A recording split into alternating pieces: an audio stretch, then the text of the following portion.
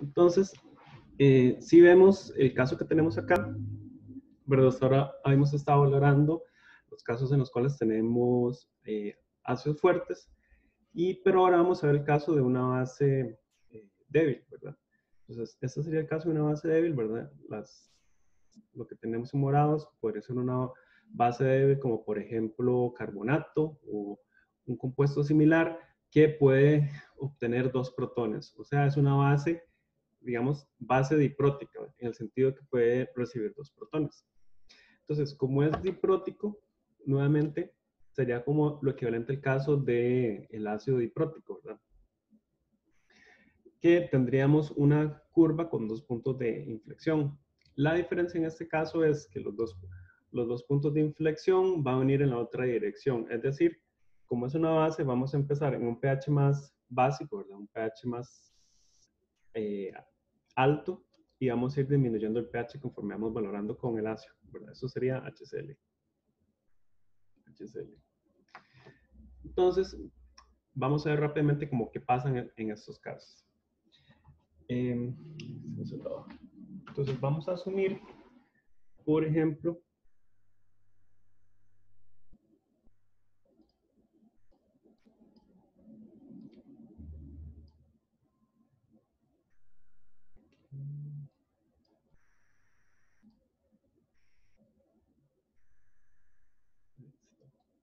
entonces vamos a ver el caso de la valoración de una base débil con un ácido fuerte.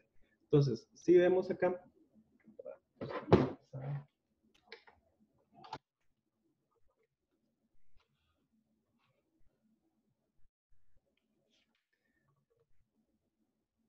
entonces en este caso vamos a decir que nuestra base va a ser una base con carga -2, la vamos a llamar así. Y entonces, ¿verdad? Yo puedo desprotonar, o más bien protonar esa base de manera tal que me va a formar HB-, y también puedo formar H2B, ¿verdad? Sería el otro caso. Entonces, cuando vamos en esta dirección, ¿verdad? Aquí estaremos hablando que tendríamos la KB1 y acá tendríamos la KB2. Mientras que en la dirección contraria lo que tendríamos sería la Ka2 y aquí la Ka1. Entonces, básicamente cuando estamos realizando la valoración, entonces vamos a estar comenzando en esta posición de acá, donde tenemos la B-2. Y entonces, conforme vamos valorando, vamos a ir avanzando en esta dirección.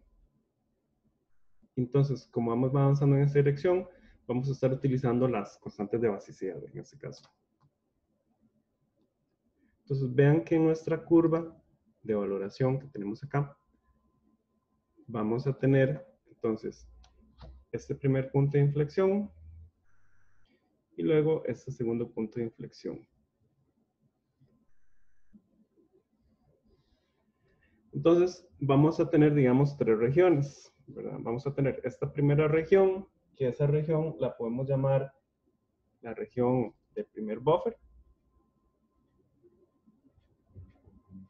Vamos a tener esta segunda región, ¿verdad? Que podemos llamar la región del segundo buffer. Y esta tercera región, que sería la región de, digamos, de exceso de ácido. Entonces, tenemos estas 3 regiones, al igual como teníamos en el caso cuando era una base, un ácido débil. Y entonces, recordemos que habíamos dicho entonces que lo que sucede acá, entonces va a estar dado por la KB1, lo que sucede acá va a estar dada por la KB2, y lo que sucede acá va a estar dada por este exceso de ácido, en realidad. Entonces, si procedemos a realizar la valoración, entonces, bueno, evidentemente si comenzamos acá, en este punto donde tenemos todo esta base disociada, ¿verdad? Entonces, para calcular el pH, tendríamos que, en el primer punto, A ver, ¿cómo haríamos para, si por ejemplo vamos a determinar el pH en este punto de acá, llamémosle el punto A? ¿Cómo hacemos cuando no he agregado ningún ácido? ¿Cómo haremos para calcular el pH en ese punto?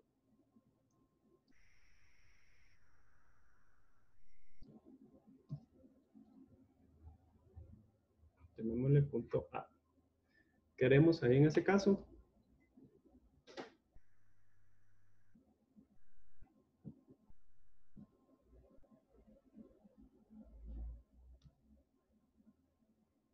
Me hace gracia que nunca me he dado cuenta que en realidad siempre cuando les pregunto algo, en realidad, ahorita estoy viendo lo que yo estoy haciendo y como les llega esta información, en realidad a ustedes esa información siempre les llega con un delay de varios segundos, y es bastante, como 5 segundos en realidad. Entonces, eso explica por qué a veces pregunto cosas y duran un montón en contestarme.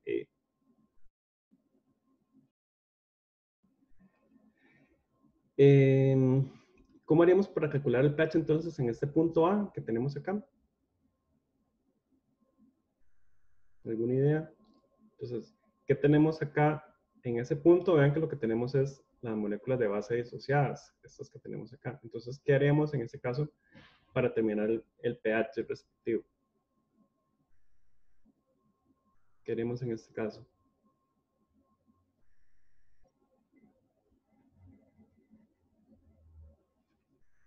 ¿Alguna idea?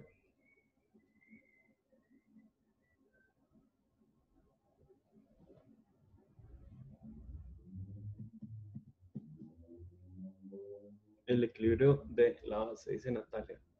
Exactamente. Entonces, ¿qué tenemos? Tenemos la base, que sería, dijimos, esta, B-2. Y entonces vamos a tener que esta base B-2 va a estar en equilibrio con el agua. Y va a experimentar lo siguiente, va a formar HB- más OH-.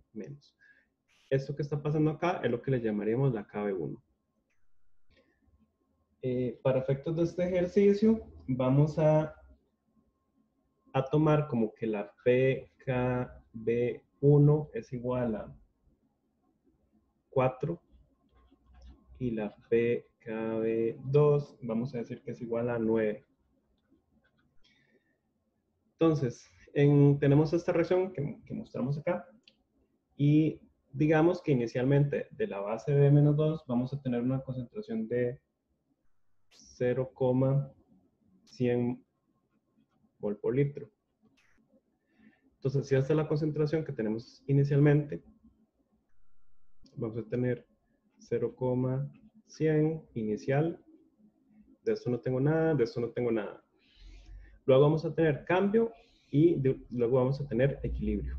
Entonces vamos a hacer menos X, más X, más X.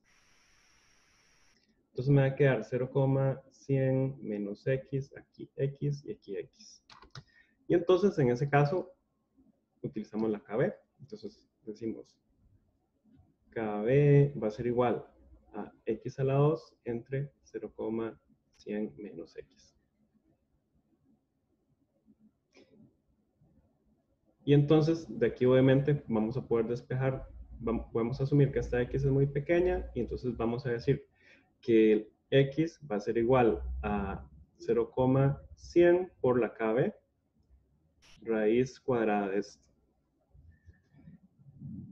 Y entonces este X me va a decir cuánto OH hay en disolución y a partir de eso yo puedo calcular el pOH y luego a partir de eso puedo calcular el pH, que va a ser 14 menos pOH.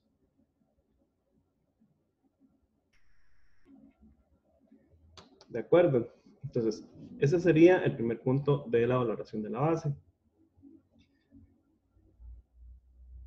Entonces, el siguiente punto, digamos entonces que en el siguiente punto lo que vamos a hacer es, vamos a encontrarnos en el punto medio de la valoración, o sea, este punto de acá que vamos a llamar B. Entonces, vamos a ver qué pasa en términos de la reacción. Entonces, vamos a estar agregando protones de la siguiente forma. 4 y 5. Entonces tenemos lo siguiente. Entonces, esa sería la primera protonación. Y estaremos en el punto medio de la valoración. Entonces, ¿cómo haría en este caso para determinar cuánto sería el pH de la disolución en el punto B? ¿Qué podría utilizar en este caso?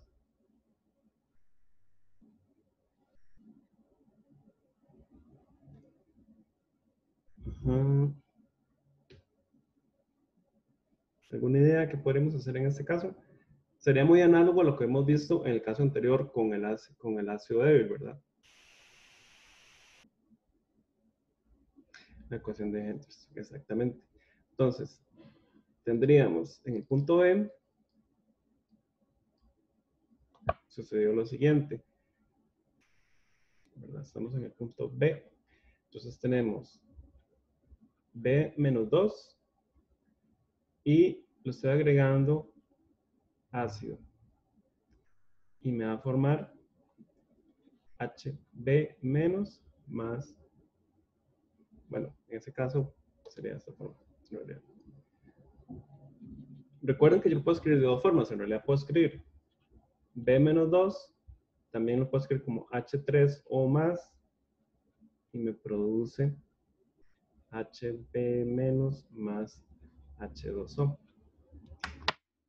Entonces, recuerden que estas dos versiones son, digamos, equivalentes, nada más que la versión, esta que tenemos acá, sería como la versión, digamos, más extendida, y esta sería la versión simplificada. Pero en ambos casos, para efectos de cálculo de molaridad y etcétera, ambas opciones deberían ser prácticamente iguales. Entonces, dijimos que vamos a tener esto que sucede acá. Entonces, por ejemplo, entonces yo podría decir que tengo acá, dijimos, por ejemplo, en el caso de las moléculas, dijimos que entonces teníamos 0,1 y entonces acá estaría agregando 0,05 y entonces ya acá la neutralización 0,05 menos 0,05 plus 0,05. Eso sería inicio, cambio y equilibrio. Entonces acá tendría que me quedaría 0,05, acá me quedaría nada y aquí me queda 0,05. Entonces vean que como estamos en el punto medio, me queda igual de el ácido, de la base y el ácido conjugado en ese caso. Entonces, ¿cómo hacemos para calcular el pH? Tengo dos opciones.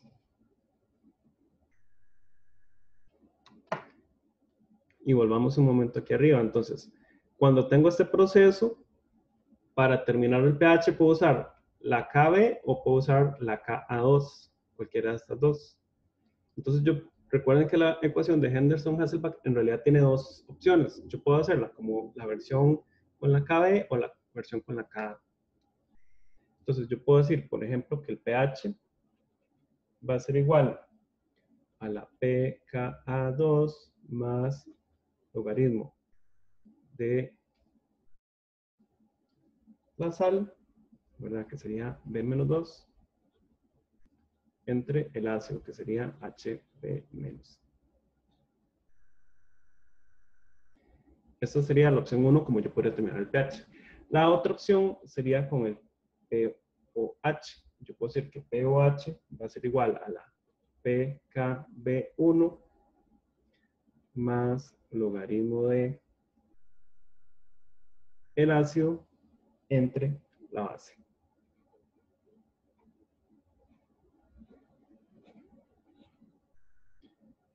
Esta opción que tenemos la opción 2 que tenemos acá es la ecuación de Henderson-Hasselbalch, pero en este caso en la versión de base, digamos.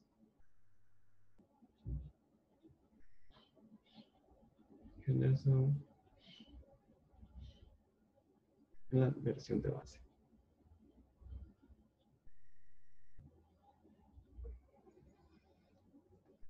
Ok, entonces yo puedo usar cualquiera de estas dos expresiones para determinar el pH en ese caso. Entonces, bien, ya determinamos el pH en el punto B. Entonces, ahora tendríamos que determinar, lleguemos al punto de equivalencia.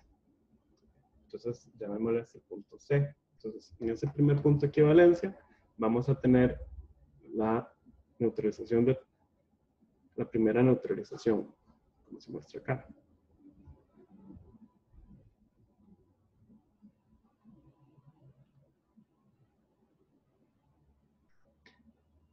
Entonces, vamos a estar bajo esta condición. ¿Cómo podría ser entonces para terminar el pH en el punto C? No sé si tienen alguna idea en ese caso. ¿Alguna idea para terminar el pH en el punto C?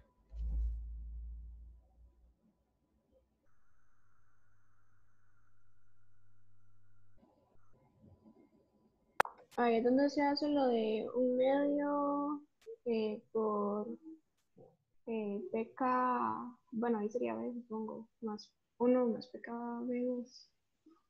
Exactamente. Acá hay que hacer una aproximación, porque si no es muy complicado calcularlo. Entonces, como nos decía Natalia, hacemos aquí una aproximación para determinar cuánto sería en ese punto C. Entonces, nuevamente en el punto C,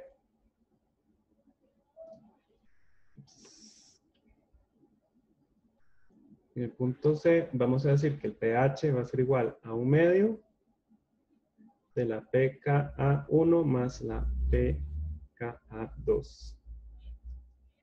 ¿Verdad? Y es una aproximación.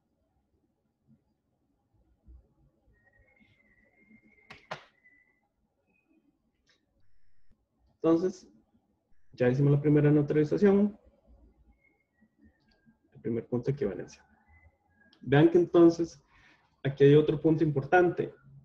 Lo que yo observe en una valoración, entonces, que yo realice con una base poliprótica, una base que sea poliprótica o un ácido poliprótico, va a depender entonces del indicador.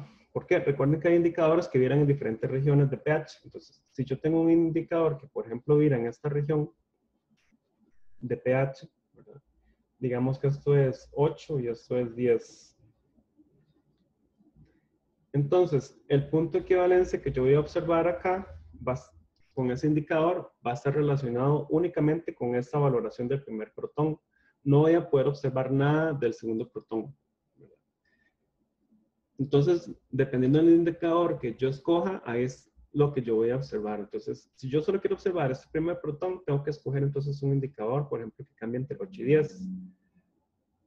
O si no, entonces tengo que escoger otro indicador que más bien vire, si lo que quiero ver es el segundo punto, entonces lo que quiero ver es un indicador que vire en ese otro rango. Y eso vamos a hablar más adelante cuando hablemos de la parte de roles de carbonatos. Si yo sigo valorando acá, ¿verdad? Puedo llegar otra vez al punto medio y ahí aplicamos lo mismo, ¿verdad? Entonces voy valorando otra vez, agregando protones. Ahí va 2, 3, 4 y 5. Entonces, llegamos al segundo punto medio y eso sería D. Entonces, en el punto D, otra vez, tenemos el segundo punto medio y entonces lo calculamos como ya hemos visto. Entonces, tenemos el punto D. Entonces, en ese caso yo tendría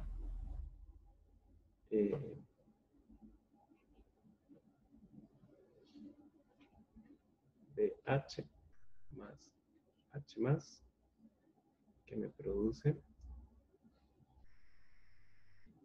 H2D.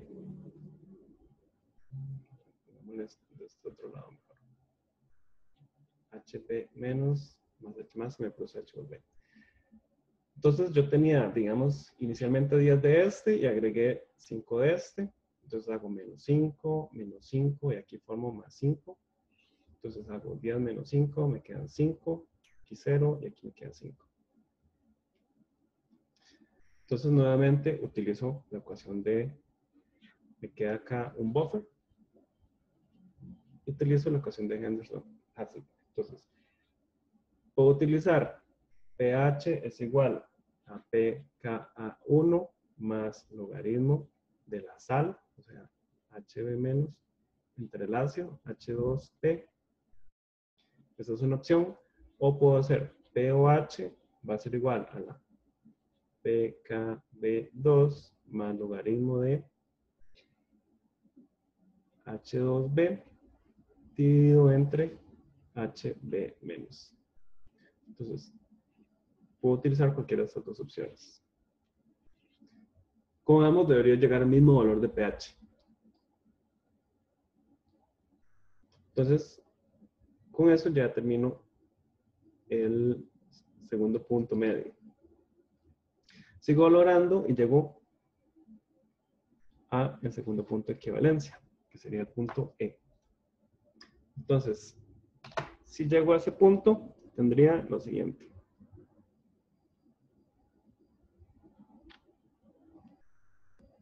Vean que en este caso estoy nada más agregando los protones porque como estoy valorando con HCl, en principio el cloruro no me debería afectar en nada la valoración, ¿verdad? Lo único que me importaría serían los protones. Entonces llego a esta condición en la punto C. Entonces, ¿cómo haría en ese caso para determinar cuál es el pH de la disolución en el punto E, perdón? ¿Cómo haría en ese caso?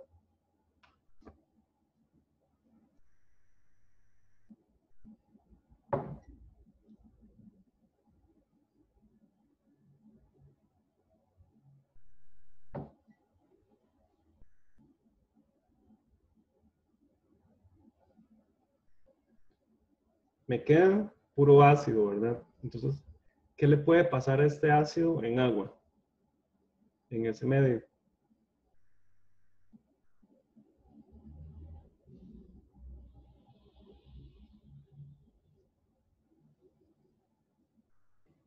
¿Qué le puede pasar al ácido en ese medio? Entonces,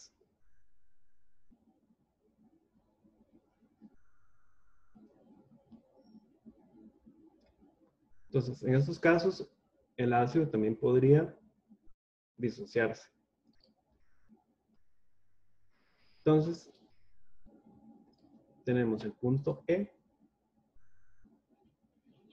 en donde entonces yo tengo H2B y entonces con agua va a formar HB menos más H3O más. ¿Cuál constante sería esta?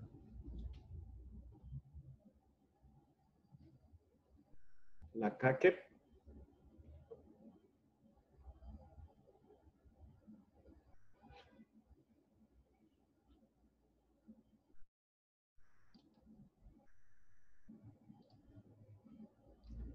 la K1, pero la KA o E. La KA1, exactamente. Entonces, tenemos este proceso que sucede con la KA1. Entonces, yo voy a tener una concentración acá, que me va a quedar luego de la valoración. Entonces, cualquier concentración, vamos a ponerle C, porque no lo hemos ido calculando como todo a pie, digamos. Y entonces voy a hacer acá menos X, más X, más X. Entonces me va a quedar C menos X, X y X. Y entonces de acá voy a saber que KA1 va a ser igual a X a la 2 entre C menos X. Voy a despreciar esta X y entonces voy a decir que X va a ser igual a C por KA1 raíz. Y esta me va a dar igual a la concentración de H3 o más. Es decir, a la concentración de protones. Y a partir de esto ya puedo terminar entonces el pH en este punto. Una vez que sobrepaso ese punto de equivalencia, entonces obviamente el pH en esta región, que vamos a llamar la región de exceso de ácido, el pH en toda esta región va a estar entonces determinada por lo que yo agregue de H+, el ácido extra que esté agregando. Vean que entonces, si yo por ejemplo escojo un indicador que viene en esta región, digamos que esto es entre 3 y 4, Entonces, si yo escojo un indicador que viene en esta región, entonces cuando yo realizo la valoración, yo voy a observar que el cambio se va a dar hasta que haya valorado el primer protón y el segundo protón. Entonces voy a valorar la totalidad de protones. Si valoro hasta acá, solo el primero. Entonces, dependiendo de lo que a mí me interese, para mí puede ser más importante uno o puede ser más importante el otro. Eso va a depender. Entonces, como cuándo va a importar, por ejemplo, veamos un ejemplo en específico.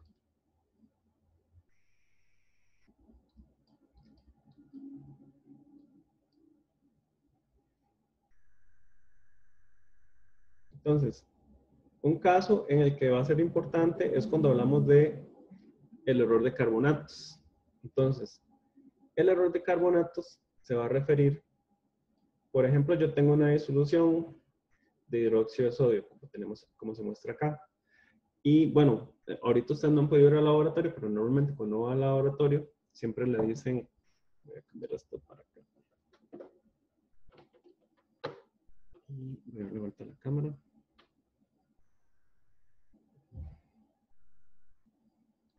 Vamos a levantar esto.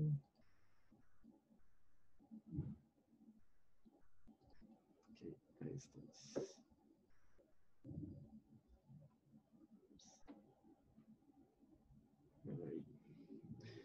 Entonces, normalmente cuando vamos a valorar una disolución de hidróxido de sodio, y así lo ven ustedes en el laboratorio, ustedes siempre van a ver que les recomiendan que mantengan la botella tapada para que no absorba carbonatos. ¿Y eso por qué? Bien, si yo tengo una disolución de hidróxido de sodio y esa disolución, digamos que contiene 10 milimol de hidróxido, entonces yo lo dejo en la atmósfera y el CO2 se va a comenzar a disolver en la disolución de hidróxido, como se muestra acá. Entonces, asumemos que 1 milimol de CO2 se disolvió en la disolución de carbonatos. Entonces, va a suceder la reacción que se muestra acá. Entonces, el CO2 va a reaccionar con el hidróxido para formar carbonato, más agua. Entonces, por ejemplo, si yo tenía 10 moles de hidróxido y tengo un mol de CO2 que se absorbe, entonces, quiere decir que aquí va a reaccionar uno de estos, va a reaccionar con 2 de hidróxido y me va a formar uno de carbonato y uno de agua. Entonces, si hacemos la resta, acá me va a quedar 0, acá me va a quedar 8 y aquí me va a quedar 1 de carbonato. Entonces vean que inicialmente yo tenía de base 10 milimol, pero al absorber carbonato me quedan 8 de hidróxido y 1 de carbonato. Entonces, cuando yo hago una valoración con fenolftaleína, como se muestra acá, entonces vean que la curva del carbonato, como es un ácido diprótico, va a tener 2 puntos de inflexión. Pero en el de la fenolftaleína yo solo voy a ver el primer protón que se muestra acá. Mientras que para el hidróxido yo solo observo un punto de inflexión en la fenolftaleína, ¿verdad? Entonces lo que yo observe va a ser una mezcla de esto combinado con esto, ¿verdad? Entonces se va a observar más o menos así. Si yo valoro hasta el cambio de color de la fenolftaleína, entonces acá yo inicialmente voy a tener 8 moles de hidróxido que me quedaron y un mol de carbonato. Entonces, si yo valoro hasta acá la fenolftaleína, lo que voy a observar va a ser 8 más 1. Entonces voy a observar 9 milimoles. Pero vean que lo que yo tenía originalmente de mi solución de hidróxido no eran 9, eran 10.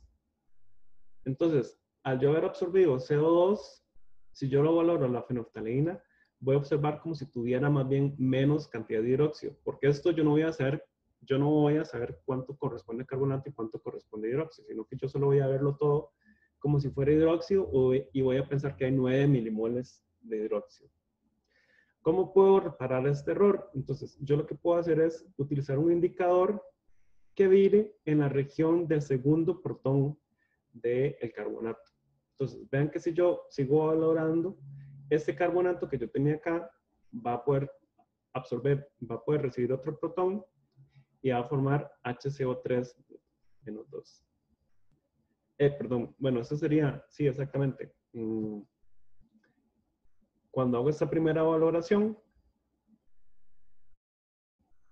al valorar el primer protón, sucede esto, ¿verdad? Y luego, en este segundo punto de equivalencia, voy a observar que HCO3 menos más H más va a formar H2CO3. Entonces acá, este milimol que se me formó acá va a estar valorado y entonces me va a formar otro milimol de esto. Entonces vean que yo voy a observar un milimol del primer protón y un milimol de este segundo protón del carbonato. Entonces quiere decir que si yo valoro hasta un indicador que sea más ácido, por ejemplo el anaranjado metilo en este caso, entonces yo voy a observar acá un protón más. Entonces ya no voy a observar 9, sino que voy a observar 9 más 1, 10 protones. O sea, 10 milimol. Y esto sí corresponde a lo que en principio yo tenía al inicio, ¿verdad? Que eran 10 milimoles del hidróxido. Entonces, ¿qué quiere decir esto? Que si mi disolución absorbe carbonatos, lo mejor va a ser que yo no lo valore hasta un indicador básico que corresponda al primer punto de inflexión, sino que lo mejor va a ser es que yo continúe valorando hasta valorar el segundo protón del carbonato. Y entonces, en ese caso, al hacer eso, ya elimino este error en el que incurría si utilizaba un indicador más básico, digamos. Entonces, la recomendación siempre cuando estoy valorando disoluciones de hidróxido es utilizar indicadores que vienen más bien en esta otra región, o sea, en un pH entre 3 y 4, como por ejemplo anaranjado de metilo, rojo de metilo, otros indicadores que vienen más bien en esta otra región de este segundo punto de equivalencia. No sé si eso queda más o menos claro. ¿Alguna duda con esto?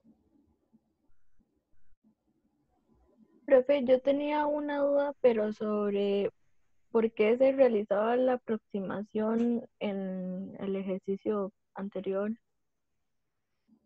¿Por qué se realizaba la aproximación? Para calcular el primer punto de equivalencia. Esta de un medio de pK1 más pK2. Sí, esa. ¿Quién era la que me estaba? Rebeca es. Sí. Rebeca, es que lo que pasa ahí, vamos a ir un montecito como a la clase, a ver si encuentro dónde era que estaba eso. Ya les enseño.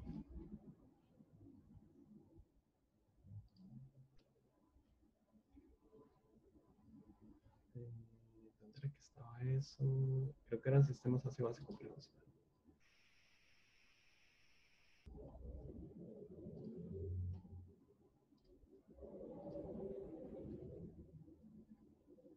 Entonces, la cuestión es que cuando yo realizo una valoración de un ácido poliprótico, en el primer punto de equivalencia, si yo realizo el cálculo de cómo se calcula la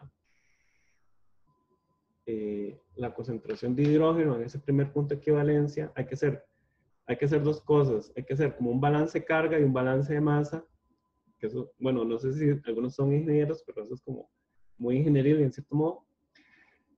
Y entonces uno termina con esta fórmula que se muestra acá, que es una fórmula mucho más complicada. Esta fórmula normalmente se le utiliza más para enseñar a químicos. En las clases más de servicio normalmente no utilizamos esta fórmula. La cuestión es que si nosotros hacemos una simplificación de esta fórmula, se llega a esta ecuación que se muestra acá. Entonces, lo que hacemos es esta aproximación para simplificar el cálculo, porque si no sería como muy complejo hacer como todo este cálculo que se muestra acá, para no hacer mucho enredo. Entonces, lo que hacemos es simplificarlo a esta aproximación. Ahora, lo cierto es que en química normalmente nunca calculamos esto que estamos viendo nosotros de calcular cuáles son los pHs, digamos, en los diferentes puntos de la curva de valoración, es algo que uno en realidad nunca hace en la vida cotidiana, digamos. Uno siempre lo mide, a final de cuentas, con un pHímetro. Entonces, nosotros vemos esto más que todo desde un punto de vista más conceptual para entender de dónde proviene la forma de una curva de valoración, ¿verdad? Pero en términos prácticos, ¿qué hacen ustedes en el laboratorio? Valorar, digamos, observar el punto de equivalencia y o si no, medir los pHs directamente con un pHímetro, porque recordemos que los pHs que calculamos van a ser un poquito diferentes que en la vida real, porque en la vida real, cuando lo medimos con un pHímetro, en realidad estamos midiendo actividades. Y entonces, por eso es que lo vemos de forma más aproximada. De hecho, es muy posiblemente todos los cálculos del pH que nosotros hacemos manualmente, como lo hacemos acá, si usted va a medir con un pHímetro, no le va a dar igual, digamos, experimentalmente. Hay otros factores que afectan, como la fuerza iónica, etcétera.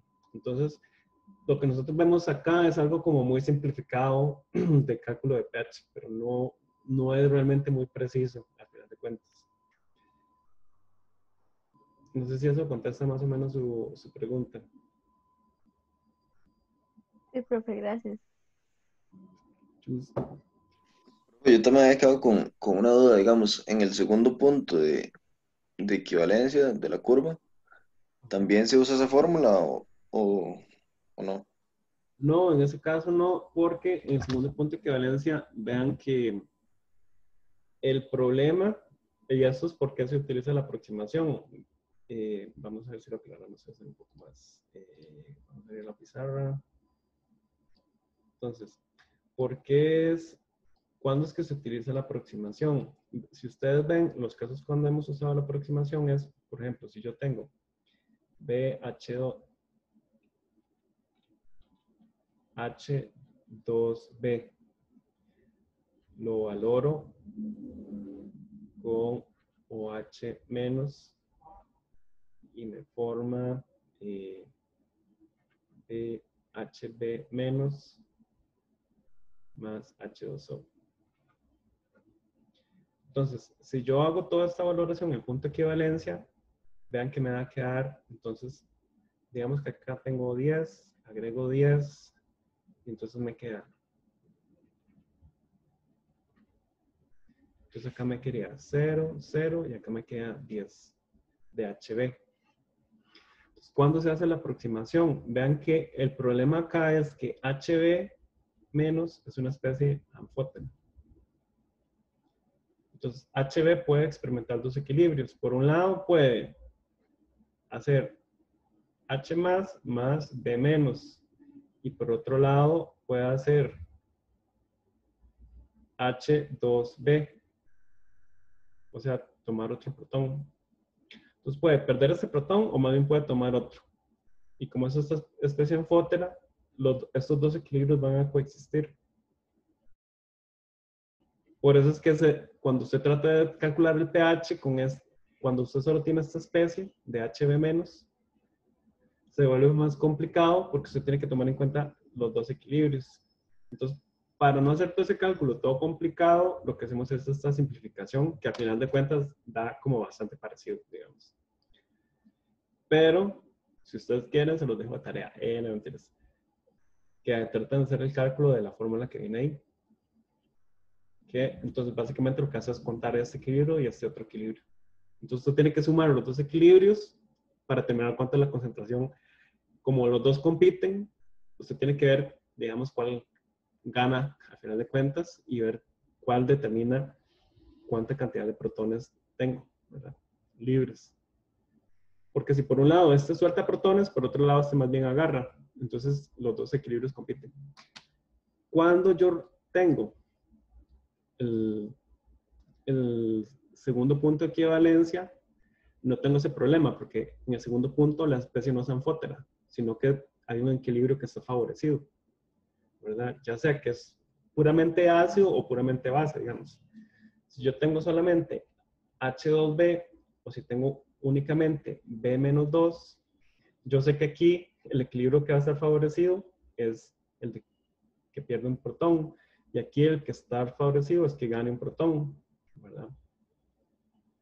Entonces, el problema siempre es cuando lo que me queda en disolución es quedo en el medio y lo que me queda es la especie anfótera. No sé si eso más o menos sí ¿quién fue el que me preguntó? Fue Sergio.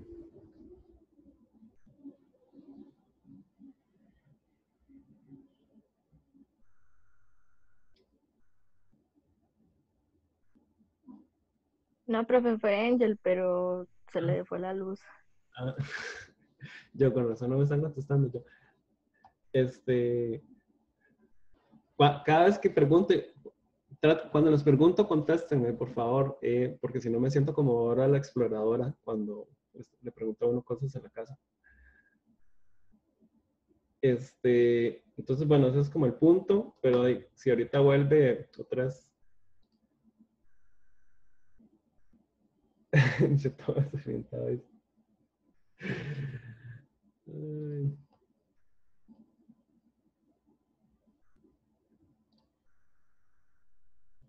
A ver, ya me concentré. ¿Qué estamos viendo? Bueno, sí. Bueno, ahorita si vuelve Engel otra vez, entonces ahí devolvemos a eso. Entonces, básicamente, eso es lo que llamamos error de carbonatos. Entonces, el error de carbonatos es que si yo valoro el primer punto de equivalencia, voy a ver menos milimoles de lo que debería observar. Entonces, si voy hasta el segundo, ya los puedo observar todos. Eso es como más o menos el resumen. Entonces, ahora lo otro que quiero ver es que damos aplicaciones de esto de valoraciones de mezclas. Entonces, para eso les traigo aquí un ejercicio.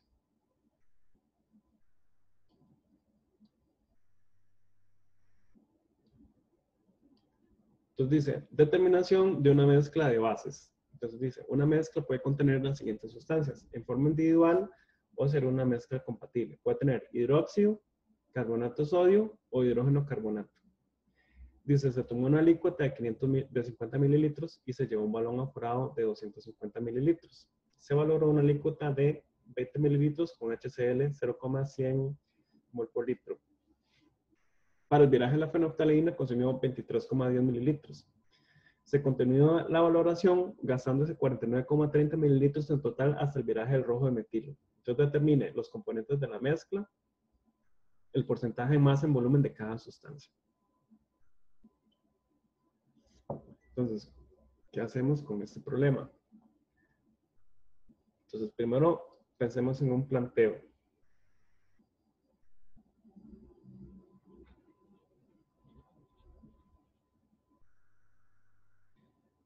Entonces, la muestra es de 50 mililitros, ¿verdad?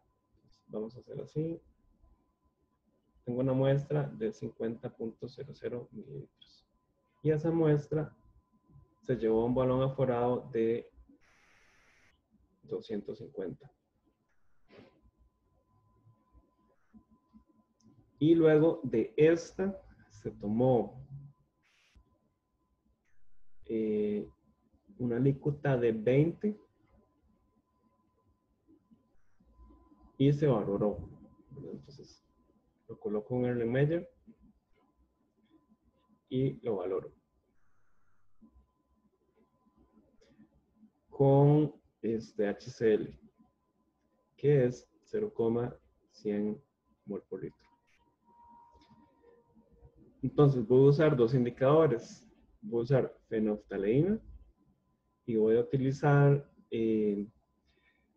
rojo de metilo. Entonces, para la fenolftaleína se gastó 23,10 y para el rojo de metilo 49,30. Entonces, vean que como yo sé que puede haber hidróxido, carbonato de sodio o hidrógeno carbonato de sodio, yo voy a tener una curva de valoración que, por lo que me están diciendo acá, tiene dos puntos de inflexión, ¿verdad? Tiene un punto de inflexión a 23 y otro a 43. Entonces, quiere decir que se va a observar la curva de valoración algo como así. Voy a tener un primer punto y un segundo punto. Al primer punto se gasta un volumen de 23,10 y al segundo punto 43,30. Y eso es volumen de HCl y aquí pH. Entonces, voy a tener un primer punto de inflexión que ocurrió en el viraje de la fenolftalina. Ahí está Engel de nuevo. Entonces, un primer punto de inflexión en la parte de fenolftaleína y voy a tener un segundo punto de inflexión que va a ser en el rojo de metilo. Entonces, esta va a ser la parte rojo de metilo. Y entonces, ese va a ser más o menos mi esquema del planteo. Entonces, ¿cómo hago para saber cuáles son? Lo primero que ocupo saber es cuáles son los componentes en la mezcla. ¿Cómo hago para saber eso? Veamos el punto 1. ¿Alguna idea de cómo puedo hacer para saber cuáles son los componentes en la mezcla? ¿Alguna idea que se les ocurra a ustedes?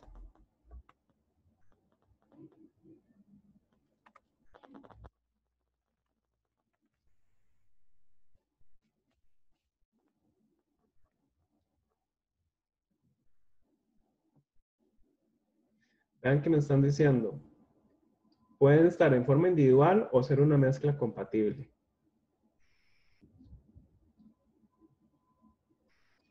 Entonces, pensemos todas las posibilidades.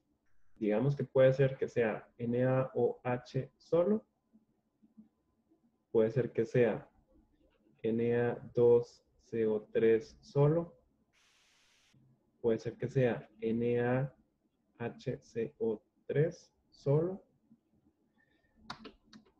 o puede ser que sean mezclas de esos. Entonces, puede ser que sea NaOH más Na2CO3, puede ser que sea NaOH más NaHCO3 y puede ser que sea Na2CO3 más NaHCO3 y ¿qué otra opción?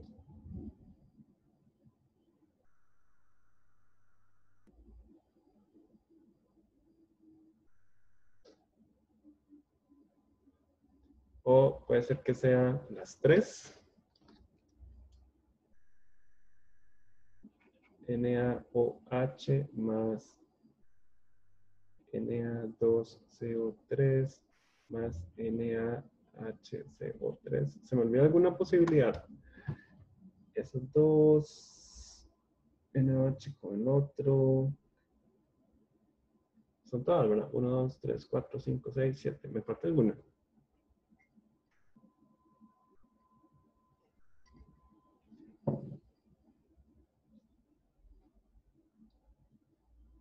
Creo que de momento no, ¿verdad?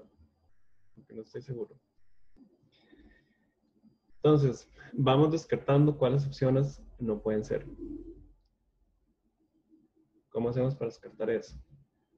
¿Les parece que, por ejemplo, podría ser el NaOH solo?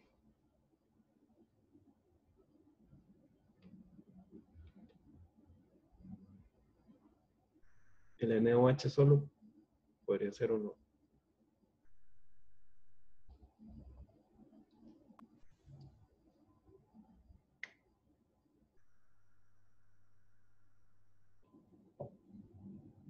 ¿Quién vota que sí? ¿Quién vota que no?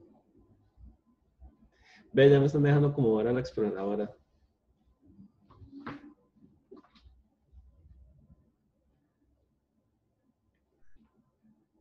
Dice Gabriel que no, dice Natalia que no. ¿Por qué no?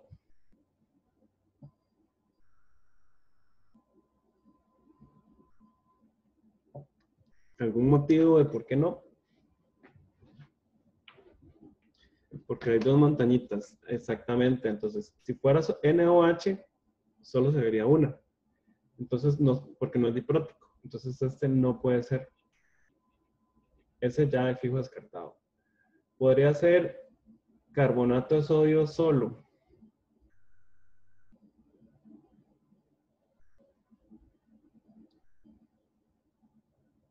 ¿Cómo podemos saber si puede ser carbonato de sodio solo? ¿Qué se les ocurre?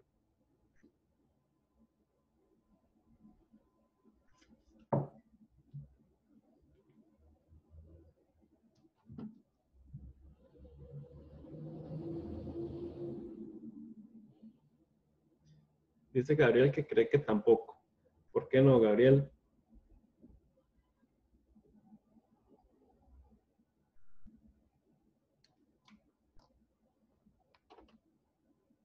Eh,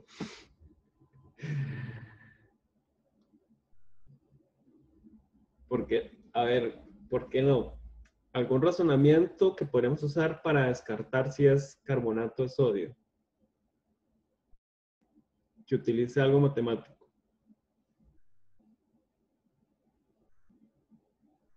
Si fuera carbonato de sodio, ¿qué veríamos en la curva de valoración?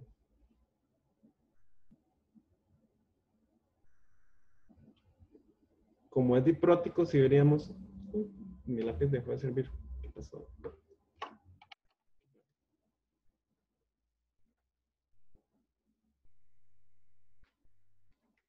¿Qué podríamos usar para saber si es carbonato de sodio?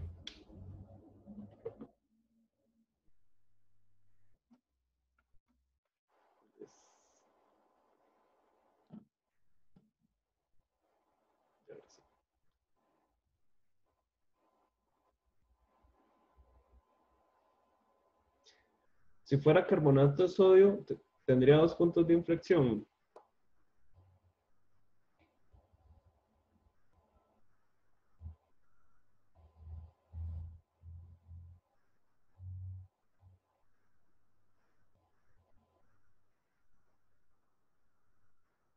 Bueno, de pronto. Sí, exactamente, sí. Tenemos dos puntos de inflexión. ¿Y cómo sería la distancia entre cada punto de inflexión?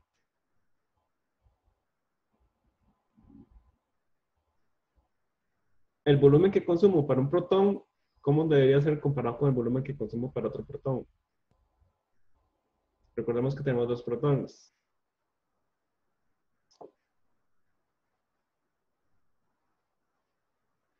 Si tenemos, exactamente, si tenemos carbonato solo, los dos volúmenes, o sea, el volumen que yo consumo para el primer protón debería ser igual al volumen que yo consumo para el segundo. Entonces, yo sé que esta distancia acá, el primer volumen son 23.10 y luego desde acá hasta acá son 43,30. Entonces, yo puedo averiguar cuánto es este delta volumen. Entonces veamos cuánto es ese delta volumen. Ay, que es mi calculadora.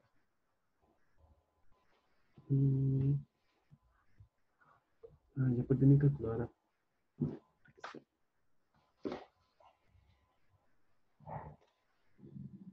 Serían 43.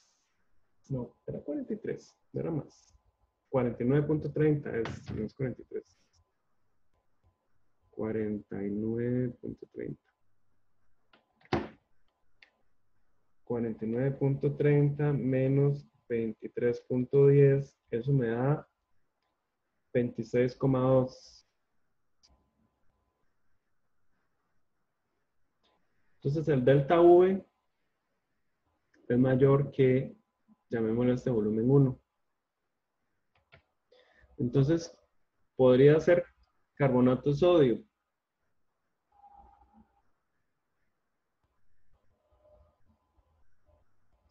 Podría ser carbonato de sodio.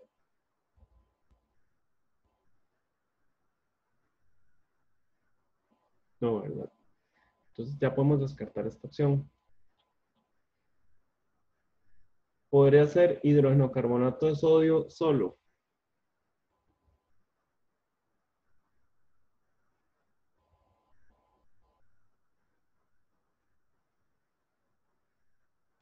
Hidrógeno carbonato de sodio solo podría ser.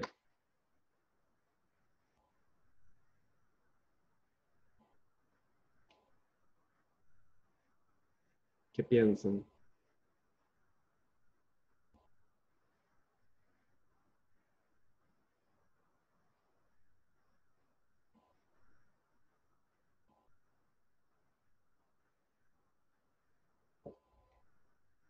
Si yo valoro el hidrógeno carbonato de sodio solo, ¿cuántas montañitas vería?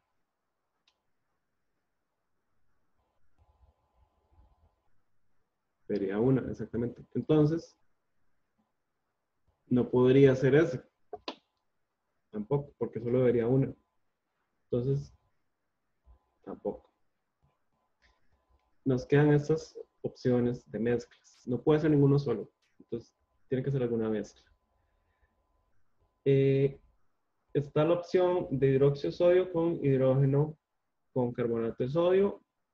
Entonces, ahorita primero vamos a descartar viendo a ver cuáles mezclas son compatibles. Porque nos dijeron que no pueden ser mezclas incompatibles. Entonces, hidróxido de sodio con carbonato de sodio. ¿Esta mezcla es compatible o no compatible?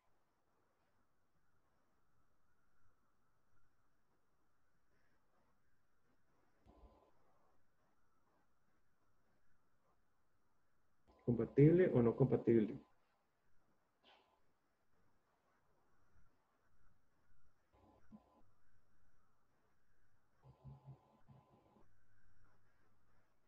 ¿Qué serían?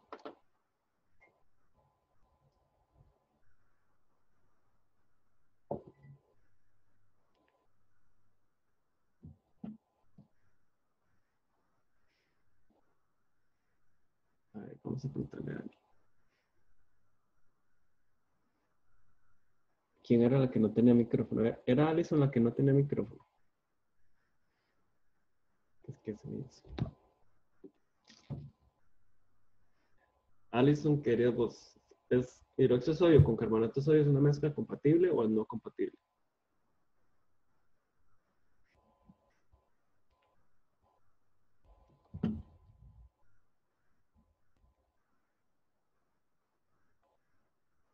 Sería una mezcla compatible, exactamente. Porque si nos fijamos en la hoja de la magia, esto es hidróxido de sodio con su base, digamos, totalmente desprotonada. Entonces, esta mezcla va a ser compatible. ¿Verdad? Lo podemos ver, de hecho, de una vez. Yo puedo tener, como era la hoja de la magia, yo puedo tener CO3 menos 2, que forma HCO3 menos, que forma H2CO3. Entonces, acá puedo tener H más fuerte y aquí puedo tener OH menos fuerte. Entonces, eso sería OH fuerte con CO3 menos 2, ¿verdad? Sería este caso. Entonces, en este caso, esta es una mezcla compatible.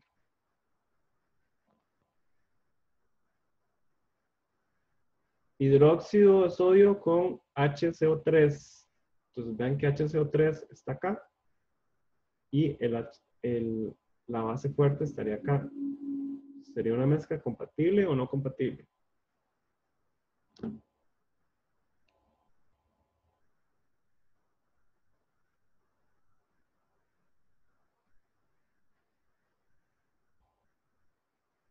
Sería no compatible, exactamente. Entonces, esta no es compatible. Como esta no es compatible, por definición, la mezcla de los tres tampoco es compatible.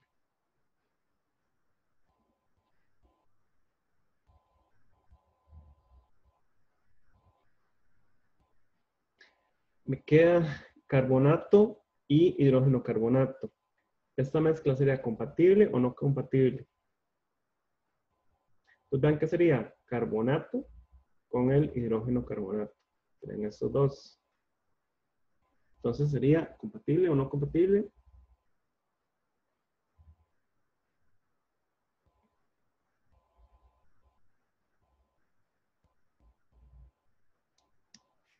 Sería compatible o no compatible. Sería compatible.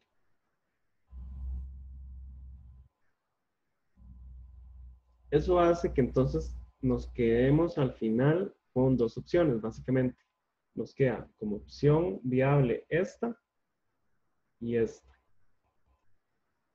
Ahora tenemos que descartar cuál de esas dos opciones es la correcta, porque no pueden ser las dos. Entonces veamos el primer caso. Si yo valoro hidróxido de sodio con carbonato de sodio. Entonces, si yo veo la valoración, tendría lo siguiente. Vamos a poner el hidróxido en rojo, NaOH, y el carbonato en verde, Na2CO3. Entonces, si yo valoro el primer protón, ¿qué voy a observar? Voy a observar, aquí voy a agregar H más y me va a formar HCO3 menos. Y acá voy a tener más H más, me va a producir H2O. Voy a ignorar el sodio, ¿verdad? Y si valoro el segundo protón, entonces yo ya neutralicé el hidróxido. Entonces solo me va a quedar el hidrógeno carbonato. Entonces este que se formó acá, en el segundo punto de equivalencia, lo que va a hacer es, le voy a agregar H más y me va a formar H2CO3. ¿Verdad? Entonces, en el primer punto de equivalencia voy a observar los moles de carbonato, los moles de hidróxido, más los moles de carbonato. Mientras que en el segundo punto de equivalencia solo voy a observar los que son de carbonato. Entonces, eso quiere decir que el volumen 1, comparado con el delta volumen, ¿cuál sería mayor según ustedes? ¿El volumen 1 o el delta volumen? Según este esquema.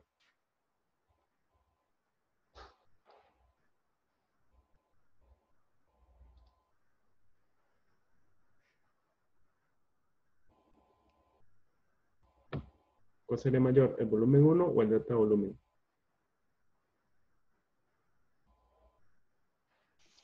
Profe, la verdad es que yo estoy un toque perdido, no estoy entendiendo bien, para serles sincero. Ok, entonces, vean que cuando yo valoro, voy a tener dos puntos de inflexión. El primer punto de inflexión es a la fenolftaleína, ¿verdad? Que es este primer punto que tenemos acá. En ese punto de inflexión solo se va a valorar el hidróxido, ¿verdad? Que es una base fuerte, o el primer protón del carbonato, ¿verdad?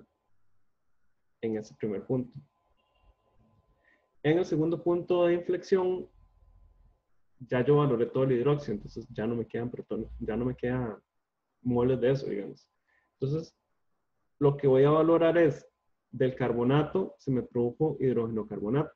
Entonces, en el segundo punto de inflexión, el rojo metilo, lo que va a observar es la valoración del hidrógeno carbonato que toma un protón para formar ácido carbónico. Eso lo voy a observar en el segundo punto de equivalencia. Entonces vean que en el primer punto de equivalencia yo voy a observar dos fenómenos, hidróxido más carbonato. Pero en el segundo punto de inflexión solo voy a observar el carbonato. Los segundos protones del carbonato, digamos, que se me formaron en la primera valoración.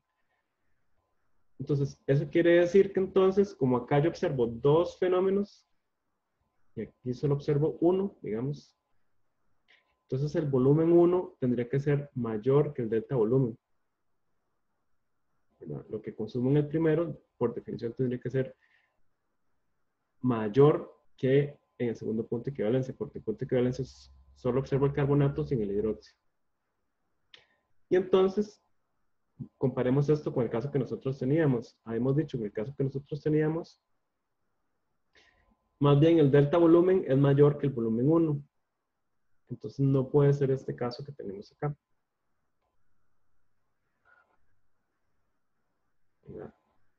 Este caso que tenemos hidróxido y carbonato no es posible. Más o menos, Engel. Sí, profe, sí, ahora sí. Pura vida. Entonces ahora ya descartamos esta. Quiere decir que solo nos queda una opción, que es que tengamos carbonato e hidrógeno carbonato. Entonces exploraremos esa opción. Digamos que yo tengo carbonato, hidrógeno, carbonato.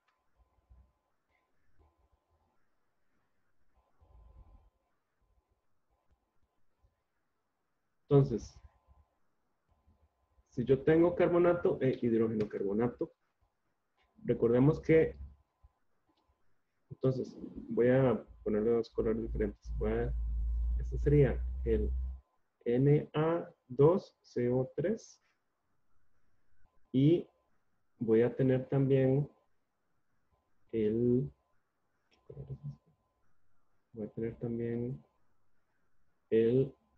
NaHCO3.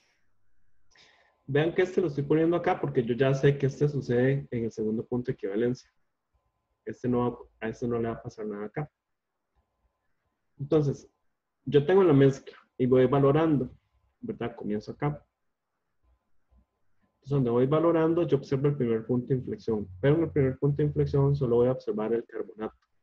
Entonces, tengo carbonato, agrego H más y me va a formar HCO3 menos, ¿verdad? Entonces, eso es lo que observo en el primer punto de equivalencia. En el segundo punto de equivalencia quiero observar el hidrógeno carbonato que tenía inicialmente, que es este que puse en azul, pero también voy a tener HCO3 menos que se me formó de aquí. Me va a formar H2CO3. Y este hidrógeno carbonato que tenía inicialmente, le agrego H más y me forma H2CO3. Entonces, voy a tener un volumen 1 y un delta volumen. ¿Cuál sería mayor? Volumen 1 comparado con delta volumen sería que, basado en esto que tenemos acá,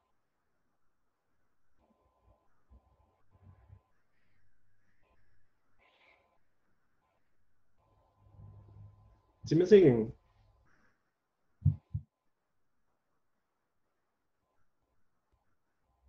Sería mayor el delta volumen, exactamente. El volumen 1 será menor al delta volumen, o que es lo mismo que decir que el delta volumen sería mayor que el volumen 1. ¿Por qué? Porque entonces acá estaría observando dos fenómenos. El hidrógeno carbonato que se me formó del primer punto de equivalencia, más el hidrógeno carbonato que tenía inicialmente. Todo esto lo observo en este segundo punto de equivalencia. Mientras que en el primero solo observo el carbonato que tenía inicialmente. Entonces aquí observo un fenómeno, aquí observo dos. El hidrógeno carbonato que tenía inicialmente más el que se me formó al valorar el primer protón del carbonato. Entonces, por eso quedo con esta opción. El delta volumen es mayor que el volumen 1. Y entonces, ese sería el caso que habíamos dicho. Vamos para arriba. Habíamos dicho que en nuestro ejemplo tengo que el delta volumen es mayor que el volumen 1. Y es lo que tengo acá. Entonces, quiere decir que la mezcla, ya puedo llegar a la conclusión que entonces los componentes de mi mezcla son carbonato e hidrógeno carbonato de sodio. Con eso ya puedo llegar a mi primera conclusión. Entonces, los componentes de la mezcla son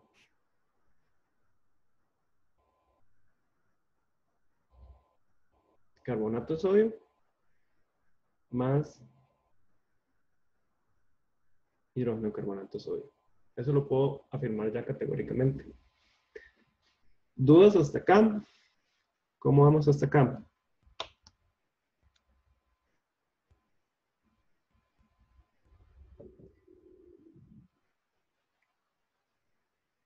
¿Todo bien de momento?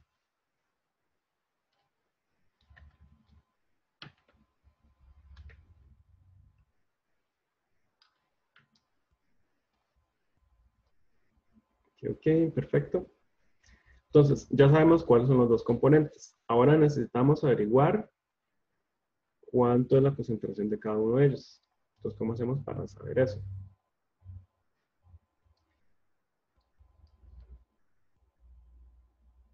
Entonces, vamos otra vez a centrarnos ahora entonces en la parte 2.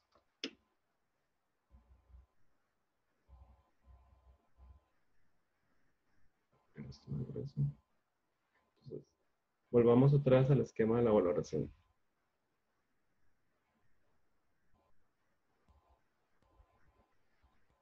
Uy, me quedó fatal.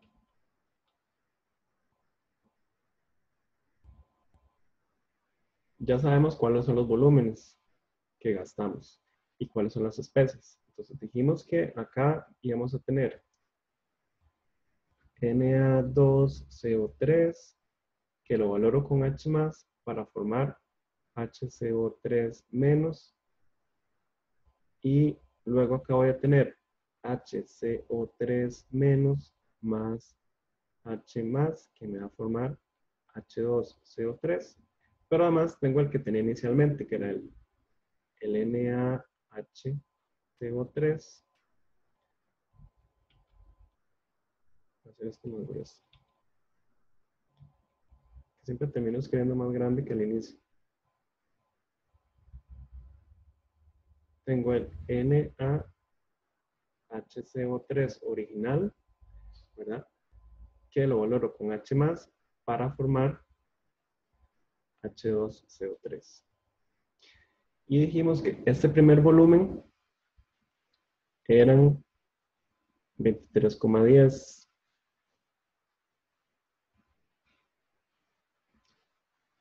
23,10. Y el segundo volumen eran, ¿cuánto era? 26,2. Y este segundo volumen era 26,20 mililitros.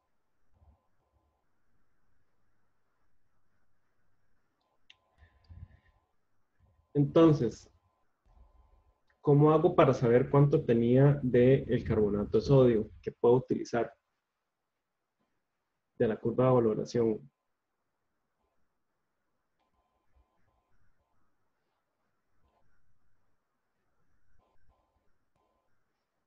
¿Cómo hago para averiguar cuánto era el carbonato de sodio original?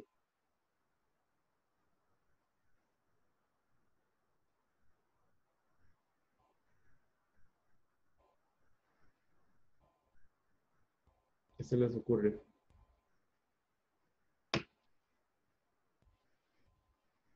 ¿Cuál de los, qué volumen de estos podría utilizar para obtener alguna de las especies que yo sé que solo corresponde a una?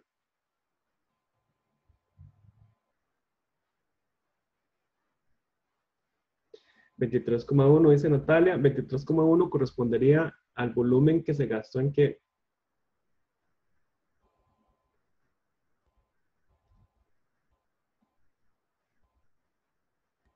En el carbonato solamente. Entonces, porque vean que en el primer punto de equivalencia yo solo valoro este carbonato que tenía originalmente.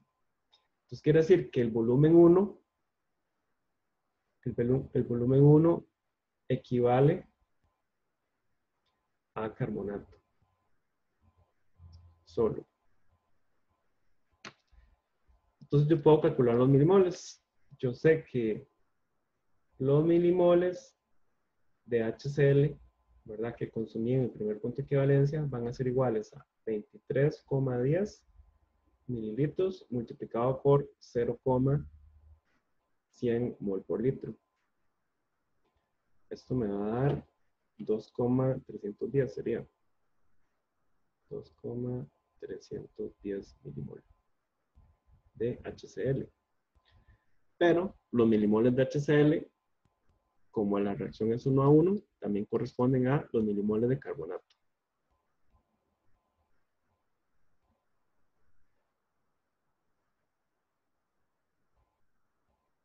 ¿Sí?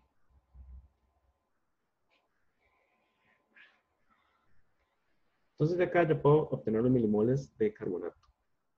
¿Cómo hago para obtener los milimoles de hidrógeno carbonato de sodio?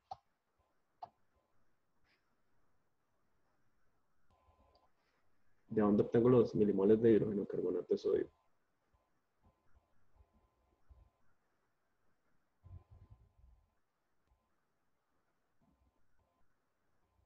cómo hago para encontrarlos.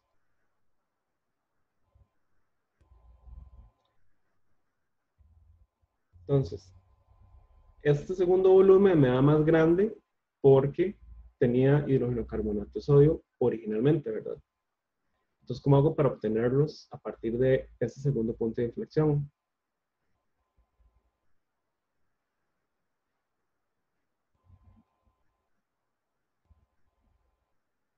¿Qué se les ocurre?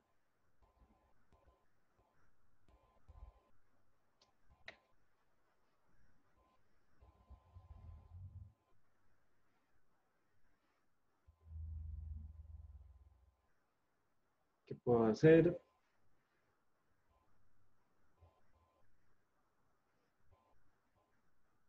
El total de moles menos los de carbonato que sacó, dice Natalia. ¿Cuál total de moles?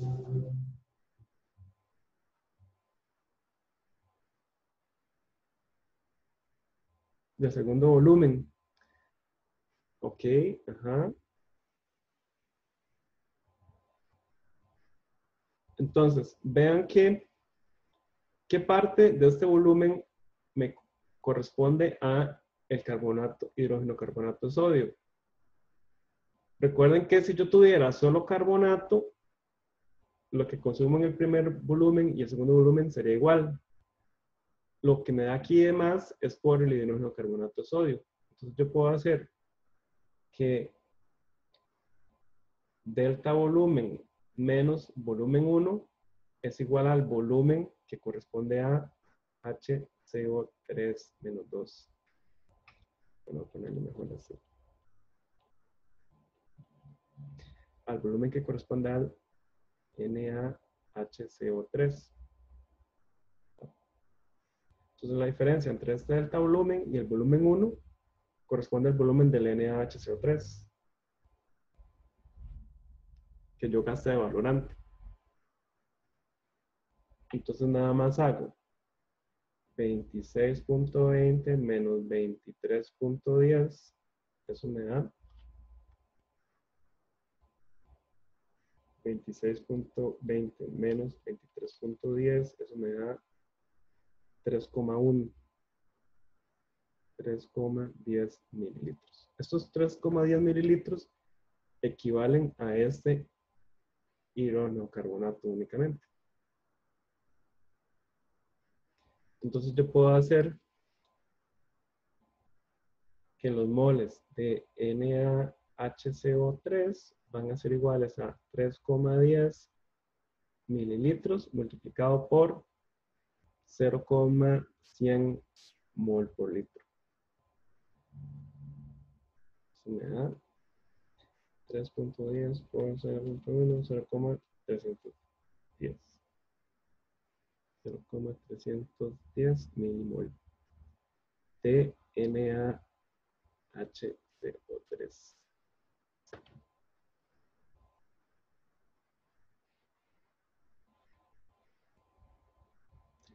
Sí, sí me siguen hasta ahí. Entonces, de acá para devolverse, nada más tendremos que aplicar los factores de dilución, ¿verdad? Entonces, recordemos que el problema decía que yo tomaba una alícuota de 20 mililitros y esa venía de un volumen de 250, que a su vez venía de un volumen de 50 mililitros. ¿Verdad? Entonces tengo que devolverme.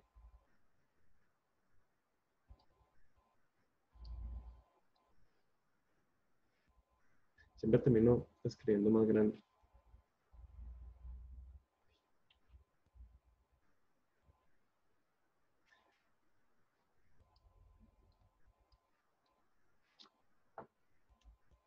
Entonces, dijimos que era una alícuota de 50, que le había pasado un balón de 250, era.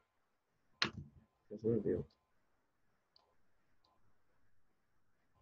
250. Y luego esto se valoró con 20 mililitros de esto, ¿verdad? Entonces vean que esta concentración que encontramos sería la concentración en el volumen de 20 mililitros. La concentración en el volumen de 20 es la misma que la concentración en el volumen de 250. Y entonces, básicamente, para obtener la concentración en el de 50, habría que hacer este factor de dilución entre 150 y 50. Entonces, básicamente sería concentración en el de 50 será igual a... Bueno, obviamente esto tenemos que dividirlo entre los 20 mililitros. Voy a hacerlo por pasos. Entonces, sería la concentración de Na2CO3 va a ser igual a 2.310 milimol en 20.00 mililitros. Y la concentración de NaHCO3 va a ser igual a 0,310 milimol en los 20 mililitros. Pero para llegar a la concentración original, entonces tengo que hacer por 250 dividido entre 50 por 250 dividido entre 50. Y esa sería la concentración en la disolución original. Pero me están pidiendo que fuera en masa volumen.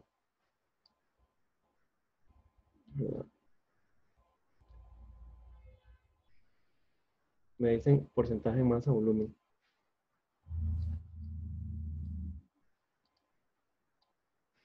Entonces ocupamos las masas molares. Creo que yo las tenía apuntadas por acá.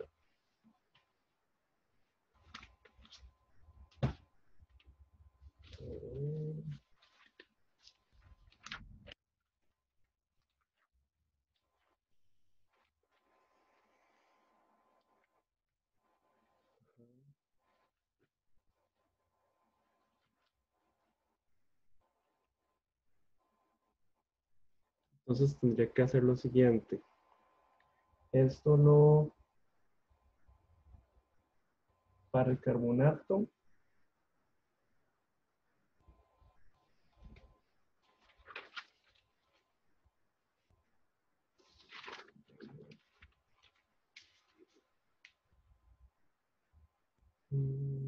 Para el carbonato, ajá, sería 106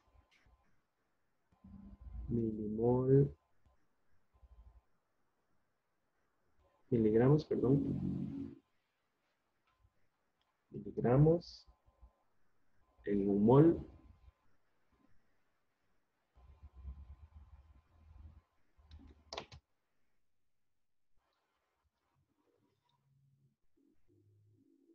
y luego acá digo 1 gramo son 1000 miligramos y esto por 100. Y ya con eso me daría para el carbonato.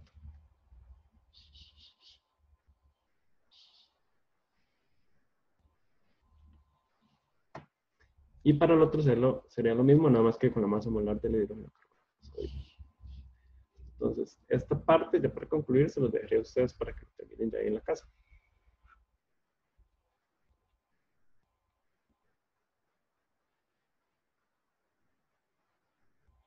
Profe, ¿Mm? pero no me afecta que el principio esté en milimol o en donde se cancela ese mili. Por eso es que aquí tengo mililitros, mililitros. Entonces me quedaría, aquí tengo milimol por mililitro. Se me da mililitros con mililitros. Acá tengo estos mol, se me va con estos mol, ¿verdad? Y luego acá pongo miligramos, se me dan con miligramos.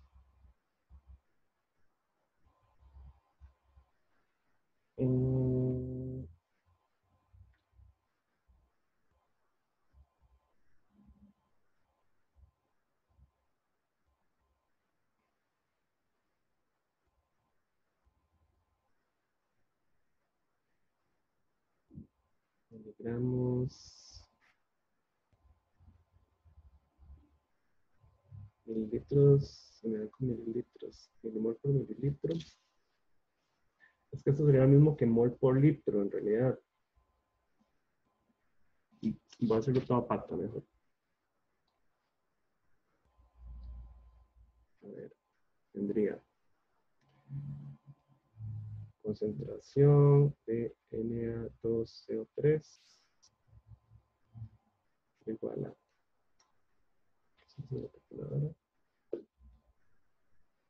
tenemos 2.310 dividido entre 20. Eso me da 0, vamos a hacer esto más grueso. 0,116 mol por litro, ¿verdad? Y luego eso lo multiplico por 250 mililitros entre 50 mililitros. Y luego tengo que convertir los... Bueno, sí, es que al final va a quedar equivalente en realidad. Yo sé que son 106. Sería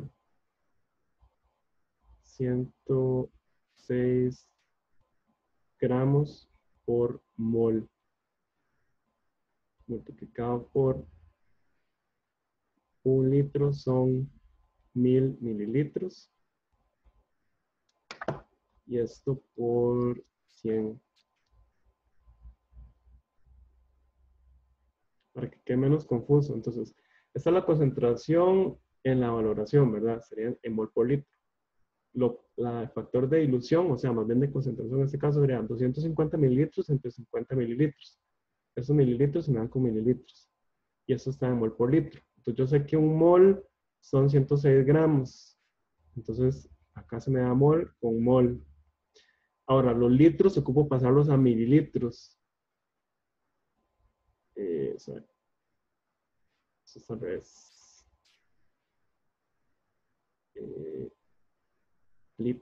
Un litro son 1000 mililitros. Entonces acá se me da litros, se me da con litros. Entonces ya me quedan mililitros, gramos por mililitro por 100. Y eso ya sería el porcentaje de masa volumen. Hagamos la multiplicación. 0,11 por 250 dividido entre 50 por 106 dividido entre 1000 por 100. Esto me dio 6,12.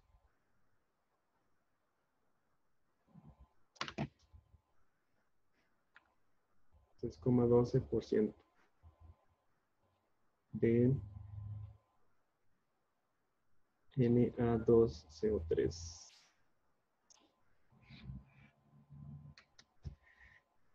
Esto es equivalente a esto en realidad, nada más que aquí está como un milimol por mililitro, pero normalmente nosotros trabajamos en mol por litro, entonces es más fácil si lo hacen de esta otra forma, digamos. Como más claro. ¿Fue lo que me preguntó? ¿Fue Rebeca? O Natalia. Sí, profe, gracias. Con gusto. Entonces, eso sería. Y para el otro sería básicamente lo mismo. Nada más que con la masa molar del hidrógeno carbonato de sodio para obtener el valor correspondiente. Se utiliza con 3 cifras porque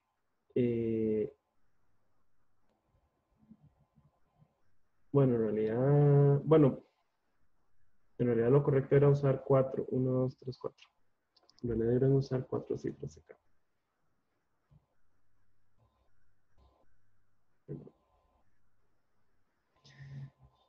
¿Dudas hasta acá con este ejercicio? Yo sé que es como... Profe, ¿cómo fue que llegó a que los moles de HCl eran igual a los de carbonato de sodio? Porque la valoración es 1 a 1. Digamos, aquí está la reacción. Por ahí. Esta sería la reacción del HCl. Nada más que aquí no puse el cloro, ¿verdad? HCl con el carbonato de sodio. En el primer punto de equivalencia, la reacción es 1 a 1. Entonces, los moles del ácido tienen que ser iguales a los moles de carbonato también. Porque es 1 a 1 la reacción acá. Ah, ok, sí, ya entendí. Gracias. ¿Alguna otra duda por ahí?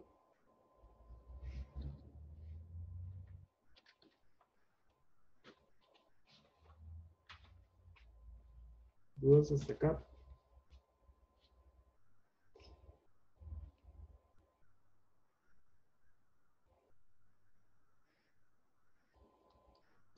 Sí, más o menos claro, sí. Con lo de cómo funciona la valoración de una base. Entonces, vean que entonces yo puedo utilizar los diferentes puntos de inflexión en la curva de valoración para entonces determinar, inclusive si hay diferentes especies, inclusive puedo determinar cuánto hay de cada especie en específico. En muchas ocasiones, de hecho, esto se utiliza para calcular lo que se llama la alcalinidad del agua. Entonces, la alcalinidad del agua está relacionada con qué tan potable es el agua. Entonces, hay límites de cuánto carbonato, por ejemplo, puede tener un agua potable. Y entonces, estos son tipos de mediciones que se realizan de rutina en los laboratorios para determinar de aguas, sobre todo en Costa Rica, como el AIA y así, para determinar la cantidad de carbonatos. Obviamente, todas las aguas hay que determinar un montón de cosas. Hay que determinar cuánto carbonato, cuánto cloruro, cuántos los nitratos. Los nitratos son particularmente importantes porque los nitratos, o sea, pueden ser, hay un límite establecido, si no puede ser muy dañino para los riñones, para las personas. Y eliminar nitratos es muy difícil porque los nitratos son solubles en absolutamente todo. Todos los nitratos son solubles, ¿verdad? De hecho, es una de las reglas de solubilidad. Y entonces, de hecho hay países, en Alemania hace poco había un problema porque las aguas en Alemania son muy ricas en nitratos. Y entonces eso hace que sea difícil purificarlas. De hecho, la purificación de nitratos en el agua es un proceso que es bastante caro, ¿verdad? Por lo mismo que es complicado. Y normalmente hay muchas especies que afectan la calidad del agua, ¿verdad? Entonces hay límites para todas esas iones que pueden estar en el agua. Hay un límite para cuánto carbonato, para cuánto fosfato, sobre todo para cuánto calcio. El calcio y magnesio son muy importantes porque determinan la dureza del agua. ¿Qué es la dureza del agua? Entonces, cuando uno, por ejemplo, un agua tiene mucho carbonato, mucho calcio, entonces va a formar, usted lo puede notar porque en los fregaderos así forman muchas calcificaciones. Y eso es lo mismo que puede provocar en las personas en los riñones, ¿verdad? Formar piedras en los riñones. Entonces, por eso es muy importante como mantener siempre esos parámetros en el agua y bajo los estándares, de manera tal que se pueda asegurar que la calidad del agua es suficiente para el consumo humano, ¿verdad? Que no vaya a afectar en el largo plazo.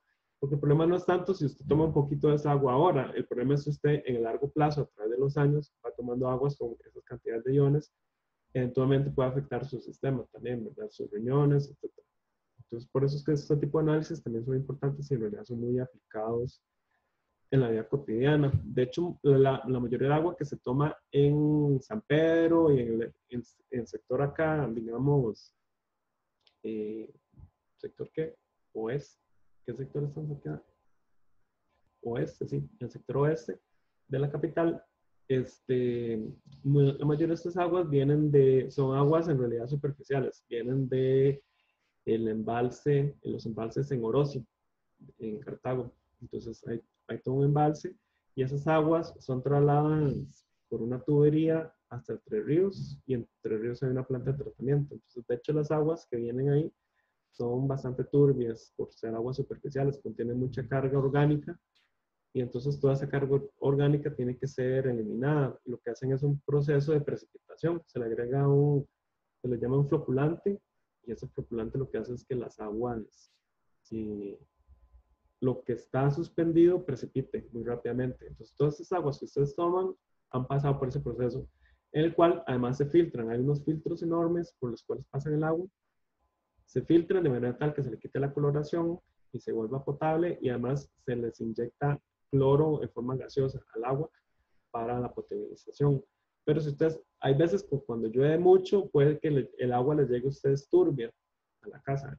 Eso no quiere decir que el agua no sea potable. Lo que quiere decir es que esa agua, en el proceso de filtrado, a veces sucede que viene con mayor carga, porque de hecho ellos tienen que estar recalculando in situ cuánta cantidad de precipitantes tienen que estarle agregando para que el agua no quede turbia.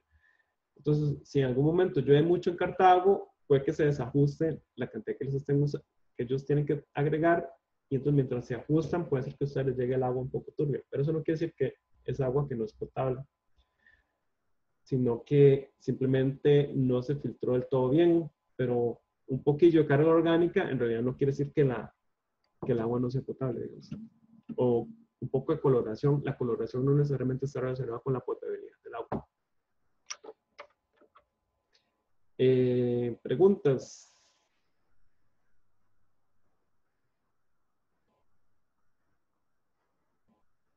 ¿Dudas hasta acá? Tenía otro ejercicio más, pero creo que siento como que ya están cansados, ¿verdad? Y es como bastante larguillo. Entonces, si quieren, lo dejamos para el viernes, si no, cualquier cosa.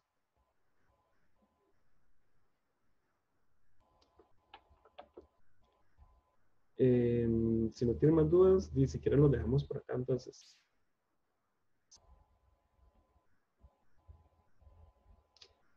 Bueno, está bien por hoy. Bueno, estoy bastante para el examen. Chao.